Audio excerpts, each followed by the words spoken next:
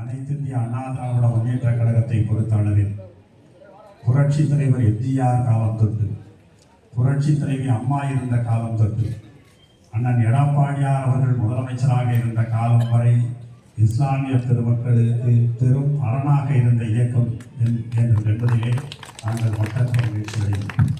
காரணம், எம்ஜிஆர் அவர்கள் இந்த இயக்கத்தை தொடங்கிய காலத்தில் இது பாட்டாளிகளையும் உழைப்பாளிகளையும் நம்பி ஆரம்பிக்கப்பட்ட இந்த இயக்கம் எல்லா பெருமக்களும் இணைந்திருக்க வேண்டும் என்ற புரட்சி தலைவர் எம்ஜிஆர் அவர்கள் அதற்காகத்தான் இந்த இயக்கத்தை ஆரம்பித்தார்.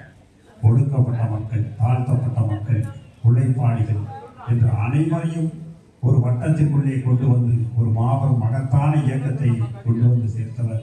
ஜாதி மத அரசியலுக்கெல்லாம் அப்பாற்பட்டு இந்த இயக்கத்தை நிறுவிய பெருந்தகையாளர் புரட்சி தலைவர் எம்ஜிஆர் அவர்களின் வழிவந்த தொண்டர்கள் இன்றைக்கும் எல்லா மக்களையும் நேசிக்கின்ற தொண்டர்களாகத்தான் இருக்கிறார்கள்.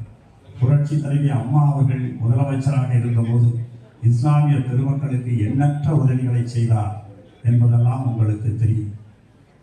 நிறைய பள்ளிவாசல்களுக்கு விலையில்லாமல் அரிசியை வழங்கினார்கள். உலமாக்களுக்கு இருந்த ஓய்வூதியம் 1500 ரூபாயை உலமாக்களுக்கு கிடைக்க வேண்டும் என்று உலமாக்களுக்கான ஓய்வூதியத்தை அறிவித்தார்கள். அண்ணன் எடப்பாடியார் அவர்கள் அந்த 1500 ரூபாய் ஓய்வூதியத்தை 3000 ரூபாயாக உயர்த்தி கொடுத்தார்கள். மத்திய அரசு இங்கே இருந்து ஹஜ்ஜுக்கு புனித யாத்திரை செல்கின்றவர்களுக்கான நிதியை கொரோனா காலத்தில் நிறுத்திய போது அன்றைக்கு அந்த நிதியை மாநில அரசே வழங்கும் என்று சொன்னவர் அண்ணன் எடப்பாடியார் அவர்கள். எப்போதுமே இஸ்லாமிய பெருமக்களுக்கு ஒரு மிகப்பெரிய அரணாகத்தான் அனைத்து இந்திய அண்ணா திராவிட முன்னேற்ற கழகம் இருந்திருக்கிறது. எங்களுக்கு சோதனையான காலத்தில் எங்களுக்கு தோளோடு தோள் என்று எங்களுக்கு உற்ற நண்பனாக இருந்த ஒரு இயக்கம் என்றால் அது எஸ்டிபிஐ என்பதை நாங்கள் இன்றைக்கும் நன்றியுணர்வோடு நினைப்போம். ஆனால் எடப்பாடியார் அவர்களை அழைத்து வந்து மதுரையிலே எஸ்டிபிஐ மாநாட்டு 1,00,000 நனத்திரர்கள் தாய்மார்களும் நிறைந்த ஒரு மகத்தான மாநாட்டை நடத்தி அண்ணன் எடப்பாடி அவர்களை பெருமைப்படுத்திய மக்கள் எஸ்டிபிஐ மக்கள். அதை போலவே எங்களுக்கு தேமுதிக போன்ற குற்ற நண்பனாக இருந்த கட்சிகள்.